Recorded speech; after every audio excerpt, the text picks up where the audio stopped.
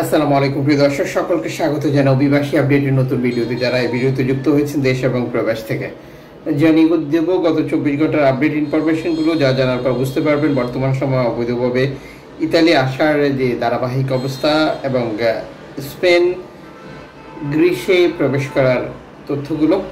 September মাসের 7 তারিখ আপনি নিজে দেখছেন, একজনকে দেখান, ভিডিওটি শেয়ার করে চ্যানেলটি সাবস্ক্রাইব করুন, ফেসবুক পেজটি লাইক ফলো করে যুক্ত থাকলে আমাদের প্রত্যেক দিনের ভিডিও প্রত্যেকদিন দেখতে পারবেন। আপনি কোন দেশ থেকে এই ভিডিওতে যুক্ত হয়েছেন তাও কমেন্টস করবেন, ইনশাআল্লাহ আপনার কমেন্টসে রিপ্লাই দেবো আমরা। এনজিও সংস্থাগুলো ভূমধ্যসাগরে শরণার্থী উদ্ধারে কাজ করছে, তবে বর্তমান সময় পরিস্থিতি খুব একটা ভালো নেই। কারণ এনজিও সংস্থাগুলোর কার্যক্রমে বাধা সৃষ্টি করার জন্য ইতালি, ইউরোপের বিভিন্ন দেশ নতুন নতুন ফাঁদ পাচ্ছে। আর যার মূল উদ্দেশ্য হচ্ছে অভিবাসীরা যাতে লিবিয়া থেকে ইতালিতে আসতে না পারে, তিউনিসিয়া থেকে ইতালিতে আসতে না পারে। আবার একসাথে যুক্ত হয়েছে মরক্কোকে নিরাপদ দেশ ঘোষণা করে মরক্কো থেকে আসা অভিবাসীদেরকে মরক্কোতে পাঠানোর পরিকল্পনা নিয়েও ইউরোপিয়ান ইউনিয়ন কাজ করছে। আর এটার সাথে যুক্ত হয়ে একটি এনজিও সংস্থা নতুন রিপোর্ট প্রকাশ করেছে, যেখানে নিরাপদ দেশ বলা হচ্ছে মরক্কোকে, অথচ সেখানে একজন নারীকে, যিনি তার টি শার্টে নাউজুবিল্লাহ লিখেছিলেন আল্লাহ লেসবিয়ান, আর যে কারণে তাকে 2.5 বছরের কারাদণ্ড দিয়েছিল মরক্কো। প্রসঙ্গত মরক্কো একটি মুসলিম অধ্যুষিত দেশ, যদিও সেখানে ইউরোপীয় কালচার চলমান, যার মূল কারণ হচ্ছে যে মরক্কো দীর্ঘদিন ফ্রান্সের কলোনি ছিল, আর যে কারণে সেখানে পশ্চিমা সংস্কৃতি বা তাদের রীতিনীতি ফলো করে দেশের নাগরিকরা।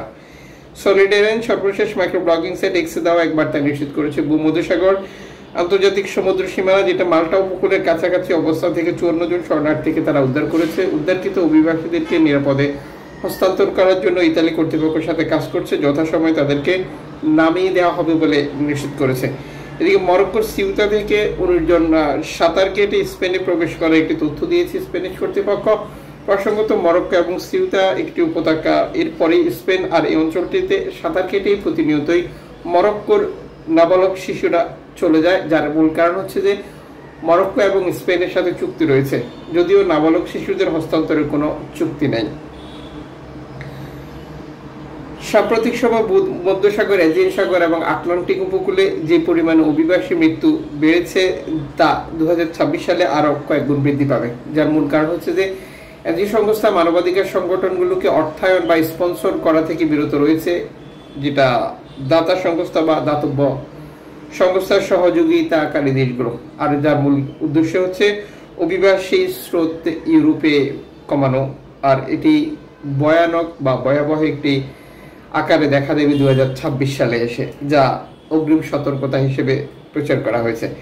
এদিকে ক্যালিব্রিয়ানে যেটা সরাসরি 54 জন শরণার্থী প্রবেশের নতুন তথ্য দিয়েছে ইতালি কর্তৃপক্ষ, তবে জাতীয়তা প্রকাশ করেনি কোন জাতীয়তার অভিবাসী ছিল। স্পেনে 19 জন শরণার্থী সরাসরি প্রবেশের নতুন একটি তথ্য শেয়ার করেছে স্পেনিশ কর্তৃপক্ষ মাইক্রো ব্লগিং সাইট এক্সে। এদিকে ডাকিনি একটি এনজিও সংস্থা ভূমধ্যসাগরে শরণার্থী উদ্ধার করার জন্য কাজ শুরু করেছে। তারা অবস্থান করছে বর্তমান মাল্টা উপকূলের কাছে আন্তর্জাতিক সমুদ্র সীমানায়। মূলত এই অঞ্চলটিতে শরণার্থী নৌকাগুলো বিপদে পড়ে, আর যেখান থেকে শরণার্থীদেরকে উদ্ধার করার জন্য এনজিও সংস্থাগুলোর প্রয়োজন হয়।